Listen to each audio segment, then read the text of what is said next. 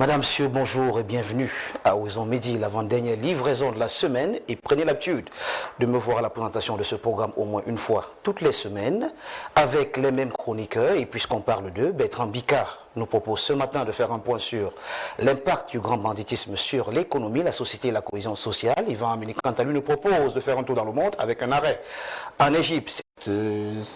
Coule de sauce.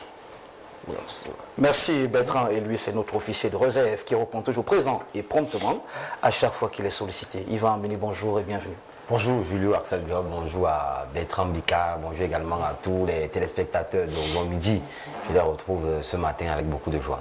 Merci Yvan de toujours répondre présent à chaque fois que vous êtes sollicité. Il faut rappeler que vous n'êtes pas qu'une simple chroniqueur plein. Et sans transition, Bertrand, il y a une actualité qui s'écoule. Le Cameroun, depuis ce matin, un candidat déclaré il y a quelque temps à l'élection présidentielle qui donne un point de presse, une conférence de presse ce jour. C'est Jean-Blaise Gouet, président du MPCC, qui réunit la presse locale et internationale ce jour pour parler de son offre politique et de l'ouverture de sa cagnotte. Vous avez eu vent de cela? Oui, j'ai eu vent de ça. Il est difficile de passer à côté d'une telle information. Il faut dire aujourd'hui, dans l'univers politique majeur, il n'y a rien de plus important que ça aujourd'hui au niveau politique. Je le dis de manière claire. C'est pas parce que nous sommes avec lui, nous ne sommes pas quasiment pas avec lui. Et ça démontre sa suffisance que dorénavant les dés sont jetés. Nous sommes une année charnière présidentielle. Beaucoup de candidats ont commencé à se déclarer. On se rappelle que récemment, même pas déclaré, récemment, le SDF a investi Joshua aussi. Tout à fait, tout à fait. Mais lui-même officiellement, des congrès, des sports. Mais lui-même officiellement ne sait pas encore prendre la parole pour dire qu'il est candidat. Mais on commence à dire que... D'accord, c'est bien de le préciser. Voilà, donc c'est le parti et le congrès qui l'ont porté à la candidature. Mais lui-même, c'est pas encore payé la Moussa pour dire je suis candidat. D'accord. On a aussi l'UPR qui porte à Kémouna qui estime qu'ils seront candidats. Mais une concertation, on vous a d'ailleurs vu. Hein? Voilà, qu'ils seront candidats. Mais pour l'instant, il n'y a encore rien d'officiel. C'est encore des discours, des rumeurs. Des rumeurs qui sont l'autre. La seule information qui n'est pas rumeur, c'est Jean-Blaise Gouet qui a assumé devant la presse.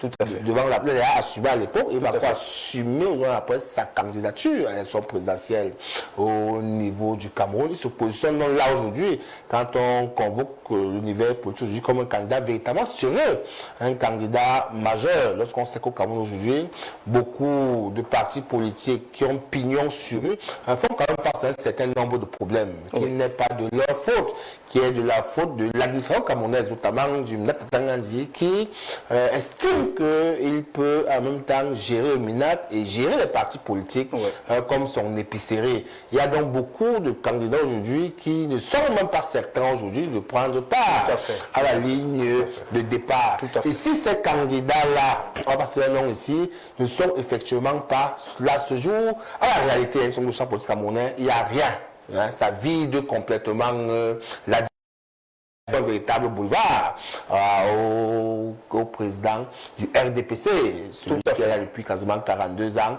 L'alternative donc à ces deux, même pas à ces deux, même s'ils sont là, il a sa place. Mais s'ils ne sont pas là, la véritable alternative du Cameroun, c'est véritablement Jean-Blaise Gouet. Merci pour cette opinion. Je vous posais peut-être une question autre, discrète. Avez-vous, parmi ces candidats ou ces velléités, un choix personnel que vous souhaiterez partager ou ça reste un secret? Non, ça reste un secret. Un penchant au moins? Non, il y a un penchant pour tous les hommes politiques sérieux. Tous les hommes politiques sérieux. Ici, je peux citer Kamwa Lebi qui est un homme politique sérieux. Je peux citer Jean-Blaise qui est un homme politique sérieux. Je ne dis pas que les autres sont moins sérieux, mais au moins les hommes politiques sérieux, j'ai un penchant pour eux. Maintenant, qui est-ce que je vais aller voter le moment venu, ça reste un secret. Encore que le vote est secret. C'est un secret d'isoloir. Voilà. Mon nom ici, là, je convoque pour de journalistes lorsque je fais la naturellement. Dans une pure et je dis qu'à la réalité, à ses chances en 2025, encore plus si ces deux autres sont écartés comme ça se dessine aujourd'hui. Ce qu'on ne souhaite pas pour qu'une démocratie soit dynamique, ils doivent tous participer et que le meilleur gagne. Mais on est en train de voir quand même se dessiner des scénarios qui ne sont pas très bons pour la démocratie camerounaise. Alors, pour la petite précision, il faut rappeler que le MRC est en incapacité d'investir à une élection présidentielle pour le moment. Le parti de Cabral Ibil, le PCRN, lui, fait encore face à quelques soucis en justice, un dilatoire qui pourrait durer, empêchant ainsi cet homme crédible d'aller à l'élection présidentielle. C'est un petit peu de ça que parlait Bertrand Bika, Yvan Ameni, le président Jean Besgouet, président du MPCC, qui tient une conférence de presse ce jour. Avez-vous été au parfum de cette information et qu'attendez-vous d'une telle assise, s'il faut le dire ainsi? Justement, c'est l'une des actualités les plus répandues actuellement dans la ville de Yaoundé. Lui, il a dit comme ça qu'il a marre de leur saleté. Ils peuvent pas être sales comme ça. Et dans une ville, dans une capitale politique. Je suis à la présentation d'une mission très sérieuse. Ne me faites pas rigoler. Non, mais je vous dis, c'est que le groupe Sarati, il a dit j'ai marre de votre saleté. Faites l'effort que la ville soit belle. On a vu comment. Et depuis, il travaille à tue-tête, véritablement, pour que ça essaye de changer. Sauf qu'ils convoquent leur statut aujourd'hui. Aujourd'hui, sont-ils employés des mairies? Sont-ils temporaires? Quel genre de contrat ils ont avec ces mairies de 1? C'est important de convoquer ça aujourd'hui. Et puis pas que les enfants ont un travail de 10 jours et après, ils ne travaillent pas. Et auquel échéance, s'ils n'ont pas de contrat, est-ce que ils vont rentrer dans les domiciles, dans leur maison, dans l'intimité de leur vie, et les villes vont redevenir encore sales. Dans quelques mois, il va falloir recommencer véritablement la même chose. Ça, c'est des questions qu'il faut pouvoir se poser ici au GIEC Pertinence. Au-delà de ça, d'autres aspects qui m'a profondément troublé, c'est que ces enfants, lorsqu'ils finissent de faire le nettoyage, on les retrouve autour des grands immondices qui sont entassés partout dans la ville. Et ils sont en train de les manipuler, qui avaient des pelles, qui avec des machettes, qui... Parfois, d'autres, vous avez vu, c'est peut-être... Ils n'étaient pas protégés, ils mettent comme un canton de sécurité là, et ils essayent d'enlever les immondices de la chaussée vers le... dans des conditions véritablement dangereuses pour leur propre santé. Ça, il faut dire de mon élève. Et au-delà de ça, on se demande où sont passés pour faire ce travail tout le temps. Justement, Bertrand, on revient à vous, vous êtes très énervé ce matin, ça se voit. On viendra pour explorer quelques pistes. Bon, Yvan Ameni. Ce matin, parce que la ville de Yaoundé, la capitale politique du Cameroun, est plongée dans la poubelle. Justement, c'est une grosse préoccupation des populations camerounaises. Et il faut dire que l'insalubrité galopante qui de plus en plus jonche les rues de la cité capitale nous démontre également à suffisance comment peut se porter même le climat socio-économique du Cameroun. Parce que lorsque nous étions tout petits, on avait toujours cette expression triviale. Si la déventure de la maison si est sale comme ça, imaginez un peu ce qui peut se passer à l'intérieur.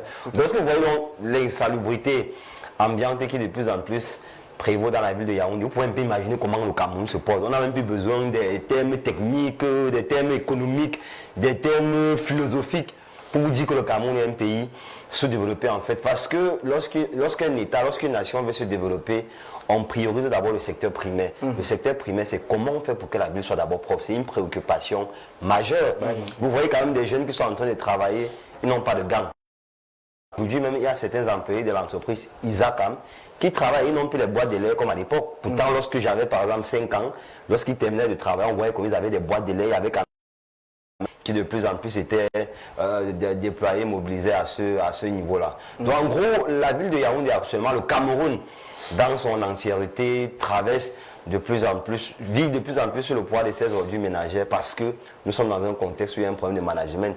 Isaac de son côté qui va vous dire le gouvernement camerounais nous doit des fortes sommes d'argent. Et il y a aussi un autre problème en amont, c'est que actuellement le gouvernement camerounais rencontre une difficulté dans les décharges d'ordures. Oui. On ne sait plus finalement où on va verser les ordures. Oui. Regardez par exemple l'entreprise Tifkov de Yaoundé 3e. Cette entreprise verse les ordures en face du lycée technique de Nsam, ouais. Et également ici au niveau de Bamboula. À très loin de chez nous. Je ne sais pas si on mesure la pénombre même de ce qui est en train de se passer. Pourquoi? Parce que dans les pays qui veulent se développer, il y a certaines choses qu'on ne connaît pas. Il y a des pays lorsque vous allez, vous ne connaissez même pas là où on verse les ordures. Il y a une décharge, tout à fait. Mais nous, au Cameroun, on verse quand même de la ville. Justement, nous, au Cameroun, on verse quand même les ordures à proximité en plein ville. d'un lycée technique et moderne. Justement, on est à moins d'un kilomètre. C'est quand même grave. Il y a des populations qui habitent à côté. Tout à fait. On verse les élèves qui fréquentent au lycée technique et moderne de Sam. Il y a toute une entreprise à côté, il y a des Camerounais qui y travaillent et autres en fait. On nous fait savoir que le super met absolument et aller négocier du côté de Kola Famba pour pouvoir déverser les ordures à ce niveau-là. On espère que si dans les prochains jours, ça pourra avec des pistes de solutions aussi. Oui, c'est là pour dire que jusqu'aujourd'hui, tout le monde convoque la pertinence du Tikoff. On ne sait pas d'où ils sortent. Justement, on ne sait même pas qui a fait comment on peut s'imposer dans ce secteur d'activité. Et on ne sait même pas ça. Reste la poubelle, quelque chose qui sent, c'est ça. On a des jeunes sortis des écoles qui ont la capacité de faire ça, qui se battent tous les jours pour créer leur PME. L'État ne les accompagne pas. Voilà une piste de solution pour domestiquer les poubelles et de manière définitive. Dans les pays développés là, parfois on ne sait pas parce que tout est recyclé. Tout est recyclé, rien ne meurt, tout se recycle. Mais comme le Cameroun est une ville poubelle, un pays poubelle, la poubelle reste la poubelle. Et ça, il faut leur dire ça de manière claire. C'est parce qu'ils refusent de réfléchir, parce qu'ils sont antidatés, comme on dit ici. C'est parce qu'ils ne sont pas de leur époque, qu'ils n'arrivent pas à comprendre les enjeux du moment. Ils gèrent le Cameroun comme sont encore à 59. Et les problèmes véritablement les dépasser. À la réalité, lorsque vous ne pouvez pas, il faut être sérieux. Pour sortir, il faut être honnête. Il faut dire, je ne peux pas, je laisse un jeune de mon époque gérer les problèmes de mon époque. Mais ce qui est aussi bizarre, c'est qu'il a quand même mis certains jeunes autour de lui, le président, qui était censé comprendre un peu, comme cette époque, les jeunes sont devenus plus dangereux que les vieux. C'est le camp. Mieux vaut avoir un vieux qu'un jeune. Le jeune qui arrive là, il n'est plus vorace que le vieux. C'est lui qui dérange même les jeunes qui veulent s'en sortir. On a fait l'union de force autour de la jeunesse pour Cameroun émergent. Il fait tout pour s'enrichir de manière abyssale, immédiatement et tout de suite, au grand mépris du bien-être public. Ça, c'est ce que je le dire. Merci, Bertrand, pour ce coup de gueule ce matin. Nous revenons avec vous, Yvan Aménie, pour votre fait du jour. Justement, ce matin, je vais m'adresser à ces Camerounais qui pensent que la résolution, il doit nous encore la résolution la plus pragmatique à leurs problèmes, à leurs foires. C'est d'aller chez les marabouts. Au point où certains ont même décidé désormais de s'en réjouir même. Vous êtes en train de boire la bière avec un ami, vous dit le travail que tu vois là, c'est parce que je pas chez le marabout. Vous êtes avec telle femme et vous dit que le mari là que tu vois, c'est le marabout. Moi, j'ai la tâche et autres en fait. Vous avez même un ami de longue date. Vous avez perdu un jour, vous voyez, vous asseyez, vous dites que comme tu vois là, je suis déjà marabout. Moi, j'ai gagné ma vie comme ça, je suis déjà marabout en fait. Sauf que ce qui m'écoeure, c'est que vous dites que vous êtes marabout.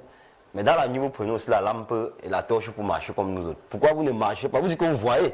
Comment dans le noir, vous prenez encore la torche, vous torchez comme nous autres. Donc c'est ça que je ne comprends pas. Que leurs yeux voient juste le futur. Donc finalement, eux voient quoi en fait? Le futur peut-être. Donc je suis un peu dépassé en fait. Finalement, eux, ces marabouts-là, eux, ils voient quoi? Parce que dans la nuit, ils prennent également la lampe, la torche pour torcher comme nous autres, pour ne pas tomber dans les caniveaux et autres en fait. Tout à fait. Mais ils disent quand même qu'ils sont marabouts et qu'ils voient tout. Eux, ils voient quoi? Problématique assez sérieuse, Bertrand Bika, Yvan Aménie, qui s'insurge ce matin contre ces charlatans, contre ils disent marabout avec des pouvoirs surnaturels qui vous promettent parfois richesse, vie éternelle, guérison et tout le reste. C'est vrai qui commence à être assez inquiétant. Mais il faudrait continuer de faire la part des choses. Nous sommes en Afrique, l'Afrique a ses réalités. Dans les réalités africaines, on a nos coutumes qui ont été abandonnées à cause de nos colonialisations, au Cameroun, mais ça ne veut pas dire qu'elle n'existe plus. Il y a venu chez les marabouts, mais il y a encore aujourd'hui des gens que j'appelle les véritables garants de tradition africaine qui ont encore nos secrets, qui savent encore soigner avec... Vous convoquez la pertinence de la dimension métaphysique africaine. Oui, qui sont encore soignés avec les herbes, tout ça. Quand on parle d'un bon boxer, on peut dire vraiment marabout, mais ils maîtrisent encore quand même ce que c'est que la terre, si pour soigner tel. Si quelqu'un de bizarre va dire c'est un sorcier, c'est un garant des traditions ancestrales, des secrets. Et il y a encore ça dans toutes les tribus au Cameroun. Ça, il faut faire la distinguer. Mais Yvan a été assez clair. Oui, non, pas que je Il y a viens. des jeunes qui s'embombent le temps aujourd'hui, même dans un bar, il vous dit clairement que ce que vous buvez là, ça sort du travail qu'un marabout m'a donné. Oui, c'est pas qu'il va revenir. Pas pour ça arriver dans un bar, vous dites que je ne travaillais pas, je suis allé voir un marabout au village, il m'a aidé à couper un bonbon. C'est un marabout trivialement. Ouais. Mais c'est un bonbon qui est garant notamment des traditions africaines. On dit c'est vrai, c'est tout petit. Maintenant, il y a des marabouts spontanés qui sont nés partout dehors. Là. Des personnes qui vous promettent monts et merveilles, mais qui a réalité. Même sur la toile, hein, Bertrand Bikaya, Ivana, chef d'État qui voit le futur. Voilà. Elle est toute brune comme ça et elle vend des produits cosmétiques. Voilà. Je dis, il y a donc des marabouts spontanés comme ça, de nouveaux genre qui sont sortis de nulle part. Des marabouts de la précarité, des marabouts économiques. Comment, et c'est pas même pas que je. Regardez, quelqu'un qui vous dit que vous devez manger 3 fois par jour, pas une fois par jour. Parce qu'il n'arrive pas à manger une fois par jour. Il est spirituel, il peut avoir renoncé aux biens matériels. Au bien matériel, il y a quand même un minimum. Hein? Vous pouvez arriver chez un marabout opulent, il ne mange plus, et puis vous voyez quand même qu'autour de lui, il y a des choses opulentes. Ça ne souffre de rien. Les choses qu'il vous promet, il peut les avoir. Oui, qui vous promettent. Donc c'est un peu ça. On ne peut pas aller vers quelqu'un qui ne vous donne aucune garantie, même ne serait-ce que visuelle. Et vous estimez que vous pouvez confier votre sort à ces personnes-là. Et de deux, la naïveté aussi des personnes qui vont vers les marabouts est déconcertante. Vous allez faire un inconnu parler de votre vie. Faut vous asseoir, monsieur le marabout, ça ne se lève plus. Un marabout que vous ne connaissez pas. Votre vie est dehors. Et c'est lui qui va vous faire le chantage demain, va dire à votre femme que ton mari, ça ne se lève plus. Vous partez dire à un marabout que je veux tuer mon patron. Ouais. C'est lui qui parle dire au patron dehors, ce gars veut déjà vous tuer. Autant les marabouts que les hommes d'église restent pour moi des hommes tout simplement. Un secret est bien gardé quand il est gardé par vous-même. Oui. Une fois qu'il est sorti, il n'est plus un secret. Ouais. Et si même vous réussissez à faire sortir un secret, que celui vis-à-vis duquel vous partez soit moins crédible et soit redevable. Ouais. Parce que si je n'ai pas de confier mon secret à un homme d'église, Convoquer la problématique de ces charlatans qui nuisent la dimension métaphysique de l'Afrique. Et vous semblez être très remonté ce matin. Que leur dites-vous finalement pour sortir de cette thématique-là? Justement, ce qu'il faut savoir ce matin, c'est que déjà on va d'abord revenir chez ces personnes-là qui de plus en plus se rendent chez ces marabouts-là pour les expliquer qu'en fait, il n'y a personne qui détient votre destin que vous-même. Si vous voulez réussir dans la vie, battez-vous d'abord pour réussir. Maintenant, vous priez le Seigneur, encore que lui-même, le bon Dieu, vous dit que aide-toi, le ciel t'aidera. On n'a pas dit qu'un marabout va venir t'aider, on n'a pas dit qu'un marabout va venir davantage changer ta vie ou bien quoi que ce soit. Et que ces personnes, lorsqu'elles sont parfois dans un cadre public et autre, en fait, qu'elles évitent un peu d'éternir l'image du tout social, en fait. Parce que quand vous asseyez dans un bar et que vous dites que la bière que vous buvez là, c'est le marabout et autre, en fait, bon, qu'est-ce que ça représente quoi en fait? Vous mettez même en danger, même les gens qui sont assis à côté de vous, dans le bar et autres. En fait, c'est tellement même ils sont dans un marketing de recruter. C'est une perche lancée. Est-ce que vous êtes même normal et autres en fait? Non, c'est une flèche. Bertrand, je pense qu'il a parfaitement raison. C'est un marketing économique malheureusement. Et c'est aussi parce que nous sommes dans une société où la misère mentale aussi a de plus en plus gangréné l'esprit de bon nombre de Camerounais. Du coup, certaines personnes à un moment donné pensent qu'en fait elles vont trouver la solution chez ces marabouts-là. Donc les Camerounais doivent tout simplement se méfier. Il y a beaucoup de choses à faire que d'aller chez le marabout. Il y en a des marabouts, certains disent qu'il y a des marabouts même qui vous promettent des visites seulement quand il pleut. Il dit que il pleut ces jours, vous ancrez dans la pluie parce que vous partez chez le marabout, mais c'est quand même compliqué en fait. Merci Yvan pour cette problématique. Bon, ce sont positifs pour terminer. Oui, rapidement s'il vous plaît. Ce phénomène aussi a trouvé aujourd'hui parce que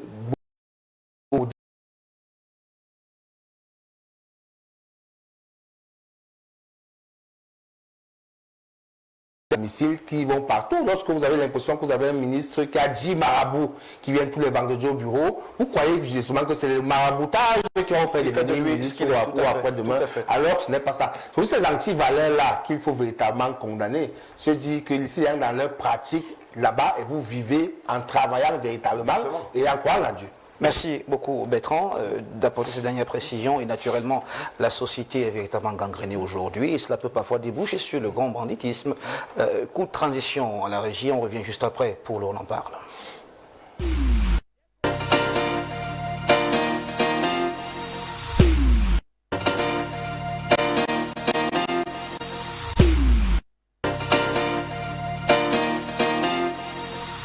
Voilà, de retour sur ce plateau, Bertrand, le grand banditisme semble avoir un impact assez sérieux sécuritaire, sur le plan socio-économique et même sur la cohésion sociale aujourd'hui. Bertrand, on en parle. Voilà, il faut le dire que c'est un phénomène qui s'impose à nous dorénavant comme le nez au milieu du visage.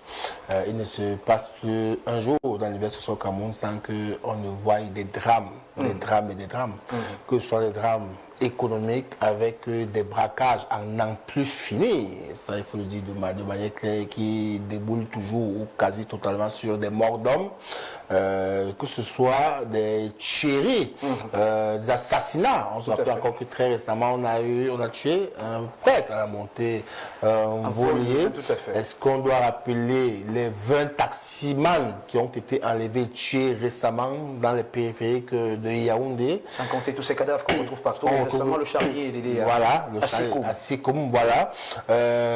C'est des phénomènes qui, à un moment, jettent un froid. Un froid véritable dans... vous entrez dans une corporation comme celle des taxis et que vous commencez à tuer les taximans à tout va. À coup sûr, aujourd'hui, il y a beaucoup de taximans qui ont perdu leur vocation. Il y a encore un hier qui a dit, et l'autre aujourd'hui qui dit, moi je ne peux plus faire ce métier, je ne peux plus travailler la nuit. Ils ont des restrictions parce qu'ils estiment que c'est un métier qui devient dangereux. Et le corollaire, c'est que depuis qu'il ne travaille pas, sa famille commence véritablement à en partir. Tout à fait. Puisque le revenu qui garantit le bien-être quotidien n'arrive véritablement plus de le fait qu'il y ait des braquages, des tueries dehors, des féminicides, des femmes sont tuées partout, font aujourd'hui que, bon, au niveau social, on a peur de marcher. Aujourd'hui, à Yaoundé, on a peur de marcher la nuit, même en journée, parce qu'on a l'impression que tout le monde est un adversaire. Yaoundé est devenu une véritable jungle à ciel ouvert, où on a l'impression que tout le monde qui vient à nos côtés vient pour nous exploiter. Retirer de sa part du peu que vous n'avez même pas déjà. Ça crée une suspicion au niveau social. Ça fait en sorte qu'aujourd'hui, les rapports humains ne sont plus sincères. Les rapports humains sont basés sur la base de la méfiance. Et on ne peut pas fonder des choses sérieuses sur la base de la méfiance. Ça, c'est la cohésion sociale qui est en train d'aller comme ça en vrai. Au-delà de ça, vous vous rendez compte que l'État du Cameroun est un peu comme si elle a démissionné, comme si elle a abandonné, à l'image des poubelles qui sont en train d'assaillir nos villes, les bandits sont en train d'assaillir nos villes et efficace et efficient des pouvoirs publics. On a l'impression que tout le monde doit se débrouiller comme il peut. Il y a des forts endroits aujourd'hui d'agression à Yaoundé. Ils sont connus, hein, mais on ne fait rien pour changer ça. Ici, à Kota-en-Van, Van est devenu le carrefour de la Coupe du Monde des vols de téléphone et d'agression. Tout le monde sait ça. En Van aujourd'hui, on vous dit le climat social aujourd'hui au Cameroun est assez, faut pas mitiger, mauvais. Tout à fait. Mauvais. Moi, c'est assez mauvais. Les Camerounais n'arrivent plus à s'épanouir dans leur propre pays. Les Camerounais vivent ici comme si c'est pas leur pays. Ils vivent comme si après ils iront ailleurs. Parce que ici, là, tout est gâté, tout est... Est-ce qu'on parle de ça ce matin? Et nous avons suffisamment de temps pour en parler. Voilà. Bertrand, permettez qu'on prenne la réaction du Van Béni, Yvan. Le grand banditisme en puissance au Cameroun, la montée également en puissance du crime en bande organisée entre féminicide et assassinat des taximens, des cadavres qu'on retrouve un peu partout dans la ville de Douala et de Yaoundé, et peut-être même dans un Charny Dédé récemment, c'est un phénomène mis ensemble qui font que la vie est impactée sur pratiquement tous ces aspects. Les Camerounais ont peur aujourd'hui de sortir pour aller chercher le gagne-pain parce qu'ils pourraient se retrouver morts à tout moment. Bertrand, sans mettre la problématique sur la table ce matin, comment réagissez-vous à ce problème crucial? Justement, un problème également une problématique également très pertinente dans le quotidien des populations camerounaises, et ça revient encore pour rejoindre il y a une corrélation entre l'insécurité également et l'insalubrité qu'on remettait sur la table. On a bien précisé, lorsque vous voyez un pays, lorsque vous voyez la vitrine d'un pays, lorsqu'on vous accueille d'abord avec la poubelle à Yaoundé, lorsque vous êtes au niveau des Foulanes par exemple, et que devant l'école publique des Foulanes, il y a quand même la poubelle qui a divisé la chaussée en deux, automatiquement vous pouvez un peu imaginer comment peut se porter la ville de Yaoundé actuellement. Nous sommes dans un contexte où les ministres ou encore les départements ministériels qui sont chargés de s'assurer effective des populations camerounaises sont plutôt préoccupés par autre chose. Oui. Et c'est quand même inquiétant pour moi. Vous avez un ministre de l'administration territoriale qui, au cours de l'indemnisation des populations dans le septentrion, lorsqu'il était en train de donner de l'argent à ces populations qui, au lendemain des inondations perpétrées dans cette partie du Cameroun, ont perdu énormément de bétail, que le ministre quand même dise à une citoyenne qui venait pour récupérer sa part d'indemnité que madame, il faut faire attention, vraiment, gardez bien l'argent, le Dieu est mauvais.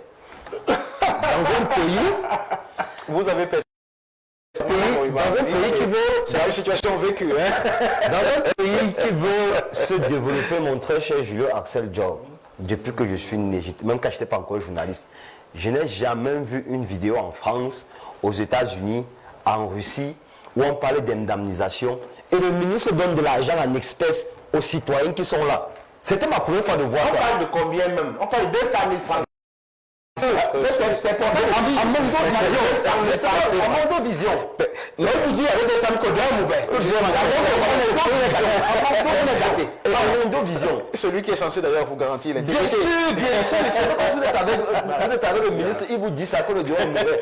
Pourtant, il est censé prendre des dispositions pour que les populations camerounaises... C'est pas un peu comparable à une situation où vous avez besoin, par exemple, vous, quand vous étiez petit, d'aller à l'école et que vos papas vous disent c'est extrêmement mauvais, il faut... Et que c'est chaud, que le Dieu est chaud. Il faut penser à autre chose, vous n'irez pas à l'école aujourd'hui. Donc, ce que nous sommes en train de vivre actuellement est suffisamment grave. Maintenant, les Camerounais passent beaucoup plus de temps aussi parfois en externe pour s'amuser. Maintenant, lorsque les Camerounais terminent le travail, ils veulent se mal à la maison. Les Camerounais ne s'épanouissent plus. Les Camerounais ne sortent même plus de la maison. Les Camerounais ne s'amusent même plus. Pourtant, ça fait également partie de la vie. La vie, ce n'est pas seulement le travail. Il y a des moments où on veut bien aller aussi au bar, prendre un verre. Il y a des moments où on veut sortir avec la famille, aller au manège et autres. Parce que c'est des éléments qui comptent également pour la famille. Ça compte également dans la vie de l'homme. Mais est-ce qu'aujourd'hui, un Camerounais est encore libre d'aller par exemple dans un glacier? On va vous agresser. Est-ce qu'un Camerounais est encore libre d'aller par exemple dans un spa? On va vous agresser à votre retour. Est-ce qu'un Camerounais aujourd'hui est libre d'aller par exemple dans un manège et autres? Il n'y a même pas de sécurité à ce niveau. On viendra quand même vous dire qu'après tel enfant a été mordu par X ou par Y. Donc on a toujours des expressions qui dépassent l'entendement humain. Dans les endroits qui sont censés faire de la sécurité une préoccupation majeure, à ce niveau, on délaisse plutôt la sécurité. Vous partez dans un lieu qui rassemble un grand nombre de citoyens. À ce niveau, il n'y a même pas de sécurité. Force de maintien de l'ordre et autres. Normalement, à Yaoundé, pour les Camerounais qui travaillent, il y a des Camerounais qui commencent le travail à 6 heures par exemple. On devrait avoir les forces de sécurité dans tous les carrefours. C'est une obligation. C'est quand même avec l'argent du contribuable des populations régalienne de l'État. Bien sûr. Mais est-ce que nous avons véritablement de moyens de nous Le Cameroun n'a pas les problèmes d'argent pour davantage permettre à ce que chaque citoyen soit en sécurité. Non, là, il y a autre chose. Ils sont préoccupés à autre chose. Est-ce qu'on ne manque pas l'argent au Cameroun? Si on manquait de l'argent au Cameroun, on ne devait pas indemniser Antonio Costa en quelques jours. Mais ça, vous pouvez envie de parler? Non, dans les poches. Rassurez-vous. Le Cameroun n'a pas de problème d'argent pour ce genre de choses. Le Cameroun a suffisamment d'argent pour davantage investir dans la sécurité et des personnes. Ce que nous sommes en train de vivre est extrêmement grave. Allez par exemple à Kiossi, une grande ville comme Kiossi qui permet de... l'entrée d'un pays. Tout à fait. Mais ce qui m'inquiète, Julio, c'est que quand vous êtes à Kiossi, vous avez Bébéine qui est à côté de la Guinée équatoriale. Tout à fait. Quand vous êtes à Bébéine, c'est comme si vous êtes à Washington. Ouais. Mais quand vous êtes encore à Kiossi, je vous assure, vous avez envie de vous évanouir en fait. Donc, vous coulez des larmes en fait. Pour le dire, lorsque vous êtes à la frontière Cameroun-Guinée équatoriale, qu'est-ce qui ne va pas en fait équatoriale de l'autre côté parce que c'est une frontière. Justement, une barrière qui nous sépare. Vous voyez de l'autre côté, très beau, justement très joli, très chic, avec des routes bien faites, bien goudronnées. Avec la mentalité vraiment de ce côté, différente. ce que vous voyez, c'est effectivement uniquement la poussière. Voilà. Donc nous sommes inquiets sur ce qui est en train de se passer parce que nous sommes arrivés à un stade où on se rend compte que les priorités en fait ne représentent quasiment rien pour ceux-là qui nous gouvernent. Lorsqu'il n'y a pas la sécurité, lorsque la sécurité n'est pas effective dans un État, l'économie ne peut pas suivre parce que les populations vont vaquer difficilement à leurs occupations quotidiennes. Le trafic également ne pourra pas se faire de manière paisible en fait. Et ça nous inquiète. Pourtant, il y a beaucoup d'argent pour davantage le pays soit en sécurité. Nous essayons justement d'établir le lien, et vous semblez être d'accord là-dessus tous les deux, entre le grand banditisme montant en puissance et ses impacts sur l'économie. Il faut tout de suite, lorsque vous avez proposé cette thématique, Bertrand, je ne voyais pas le lien tout de suite. Mais au fur et à mesure qu'on avance, vous et moi, avec ceux qui nous regardent, nous comprenons exactement quel peut être l'impact de ces pratiques-là sur le citoyen lambda. Je comprends clairement que les Camerounais ont peur aujourd'hui de sortir. Mais pour être plus prosaïque, Bertrand, avec vous, est-ce que vous pouvez quantifier, du moins approximativement, ce que vous estimez que les Camerounais ont perdu à cause de ce phénomène-là et comment on en vient en bout? Donc il faut d'abord dire, il faut qu'on dise d'abord où est passée la langue du Cameroun. C'est important de le dire. Parce que lorsque vous dites à Ivan, où est l'argent? Les Camerounais, il faut relever un chiffre ici. Mais c'est où? Il faut relever un chiffre ici. C'est important.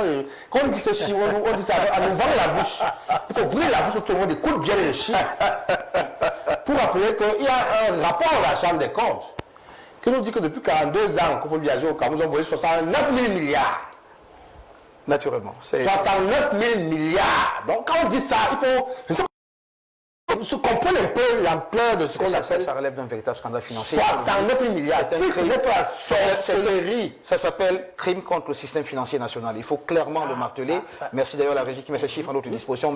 Merci à Bertrand Bika qui revient là-dessus. Où est passé l'argent des Camerounais? Eh bien, il se trouve quelque part, Bertrand. Dans la bouche. 69 000 milliards dans le gouvernement de Biya qu'il a en 42 ans. 69 000 milliards. Ça, c'est la valeur. Ça, c'est en valeur absolue. Il faut dire qu'il y a d'autres poches de dépenses à côté qui pourraient atteindre le cap des 89 000 milliards. Ça, il faut le dire. C'est un rapport de la Chambre des comptes. Est-ce que vous pouvez imaginer, même le chiffre donne le tourner? Non, mais ces gars sont calmement dans leur bureau. Et c'est pour ces petits. Un véritable crime contre le système financier national. Pour ces petits, ils ont encore volé 100 000 milliards dans quelques jours. Non, ils sont là. Le sport préféré, c'est le vol. Ils sont là. Quand on parle des Camerounais, nous sommes gouvernés par des personnes voraces qui n'ont plus de cœur. Le seul cœur qu'ils ont, c'est se faire du bien, eux et leur famille. Même les souris, quand il faut dire cette manière, on parle des Camerounais. Voilà pourquoi j'en n'arrive pas à manger. Ils deviennent des grands bandits. Parce que ça, c'est le corollaire du grand bandit. Dans les 69 milliards de francs CFA, il faut dire qu'il y a des rubriques. Il y a des fautes de gestion qui ne sont pas forcément des vols. Il y a des détournements qui ne sont pas forcément automatiquement des vols. Comment on peut dire à Mondiovision qu'il s'agit d'un vol? Au Cameroun. Une faute de gestion peut être la résultante d'une erreur d'écriture. Bertrand, on ne peut pas quand même avouer comme ça, sans risque de se tromper, qu'il y a eu un vol de 69 milliards. 69 000.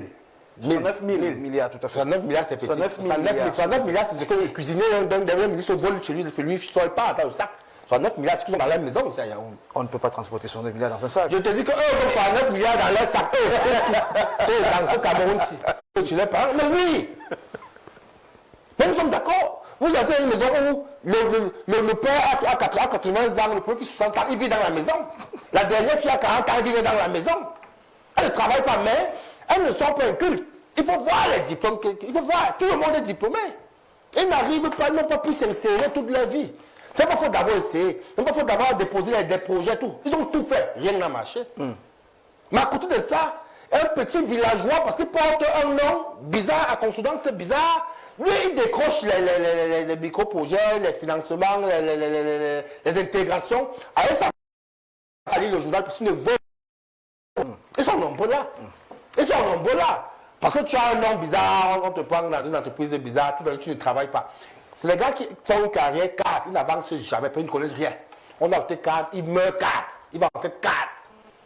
Ton rôle, c'est s'asseoir à lire le journal. On va payer toute la vie, on va payer. Rassurez-moi, Bertrand, on est toujours dans le grand banditisme. C'est le grand banditisme, je crois que c'est celui-là du Congo, les corollaires du grand banditisme. Les corollaires.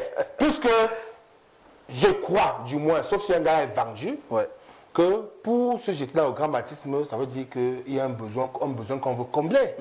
Il y a un manque qu'on veut combler. On le comble vis-à-vis des mauvaises personnes.